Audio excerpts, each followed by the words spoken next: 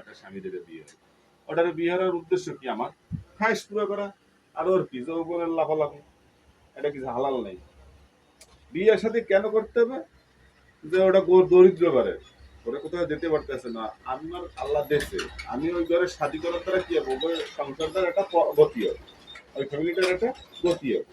ওই মহিলার ওরসে যে বাচ্চা কাচ্চা হবে, আর কিছু আমার সদগায় জারিয়ার একটা লাইন করলো, আমার একটা তৌফিক আছে, আমি সেই হিসেবে ওকে উপরে এহেসান করলাম ওরে শাদী করার দ্বারা।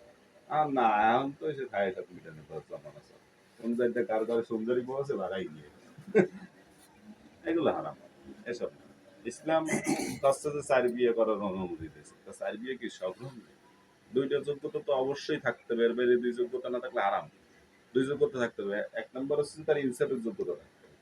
সর্বপ্রথম হচ্ছে ইনসাফের যোগ্যতা। ইনসাফের যোগ্যতা থাকতে হবে। ইনসাফের যোগ্যতা কি? সমতা। ইনসাফ মানে আল্লাহ তাআলা হাসরের ময়দানে কি করবে? ইনসাফ করবে বান্দাদের উপরে। এহসান আল্লাহ তাআলার এটা গুণ, আল্লাহ এটা হাতে রাখবে। ইনসাফ করবে, পাল্লায় উঠাবে, মাপ দেবে, যা পাবে তাই দিয়ে দেবে, কেউ ঠকাবে না, ইনসাফ করবে, সবাই সবার ভিতরে সমান সমান পাবে। ওই কেটা ধনী, কেটা গরিব, কেটা কোন বংশের না, সবাই সমান দেবে। তুমি এনে কেমন করছো, এই না কেমন সব এরা যা এরা যা এরাও। ইনসাফ করতে হবে দুই বউর মধ্যে। বড় বউ যিনি আছে ওনার পিছনে যেরকম সময় সময় দেবে, যেটুক মহব্বত করবে, যেটুক কাপড় চুপড় দেবে, যে পরিমাণ তারা শান্তিতে রাখবে, ওই সেম পরিমাণ ছোট বউ রাখতে হবে। ছোট ওইটা পাইছে নতুন, ওইটাতে নিয়ে মাইতে গেল আর এটার দিক খবর দিল না। মহব্বতের ক্ষেত্রেও সমতা রাখতে হবে। ওরে মহব্বত বেশি করে ওরকম করা না, এরকম ওটারও করতে হবে, এটারও করতে হবে।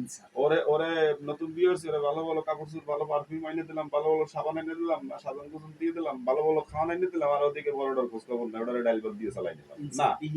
না না, ডাইল ভাত না, ওটারও সমান দিতে হবে। একেবারে ইনসাফ মানে কি? সমান টু সমান। ইমাম আবু হানিফা রহমতুল্লাহ, সম্ভবত গাজ্জালি রহমতুল্লাহ, উনি আশরাফি থানভী রহমতুল্লাহ, উনি আশরাফ আলী থানভী রহমতুল্লাহ, ওনার জীবনী। উনি কাপড় কিনতেন, আগের জমানায় তো কাপড় হইতো যে আপনার ওই থান, কাপড় কিনতেন, দুইজনের জন্য ওজন করত। বড় বড় কালার চয়েস একটা, বড় ছোট বড় কালার চয়েস আর একটা, মালের দাম একই, একই মানের কাপড় দুইটা কিনতো, একই দামের কাপড়। এবার কোনোটা ওয়েট বেশি, কোনোটা ওয়েট কম, কোনোটা মোটা বেশি, কোনোটা পাতলা বেশি, না ওজন কত, ওজন করে দুটো সমান কত, ওই হ্যাঁ পরে দুইজন তার ভিতরে একটু কম বেশি দেয়, সমান ওজন করে ইনসাফ এরা দেয়।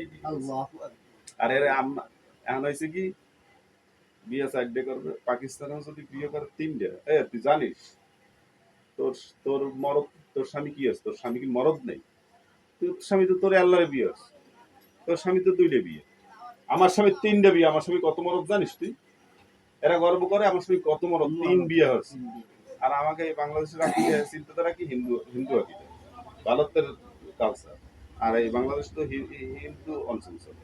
হ্যাঁ, হিন্দুদের আকিদা কি? ওই একটা পাইছে ওটা নিয়ে থাকতো, দ্বিতীয়টা ধর্ম কি? লুচ্ছ। ইসলামী আকিদা না, ইসলাম বিষয়। এখন দিনদার মাদ্রাসায় পড়ছে, তা কি হয়েছে? স্বামী পাক ও জানে ইসলামে এইটাই এইটাই শরীয়ত, এইটাই আল্লাহ তাআলার ইচ্ছা, এটা নবীর ইচ্ছা, এইটাই আমাদের বিধান। তারপরও কিন্তু না, হবে না। কে? ওই যে কালচার, ছোটবেলা তো দেখতে দেখতে বড় হয়েছে, ওইটাই আঁকি বিশ্বে যে বদ্ধমূল হয়ে গেছে, ওইটাই দিলের মধ্যে কাটতে গেছে। বাদ দেবে না, মরে যাবো, বার করবো না, চললে যাবো, আজীবন আল্লাহ থাকবে, আজীবন না খাই থাকবে। পোলাফান সব আমার তোমাদের যে সরাই নিয়ে যাই, সব রাস্তার লেবার টোকাই বানাবো, সমস্যা নেই, কিন্তু ঘর করবো না। তোমার ভাগ আমি কেউ দেবো, স্বামীর ভাগ দেবে মানে পাকিস্তানের দিকে আমার স্বামী কত মরদ তুই জানিস? তিনটে বিয়ে হচ্ছে। তোর স্বামী কি মরদ নাই? ওই জায়গা সৌদি আরব, তোর স্বামী তো দুইটা বিয়ে, তাহলে তো ইরানে আছে সিস্টেম না, ইরান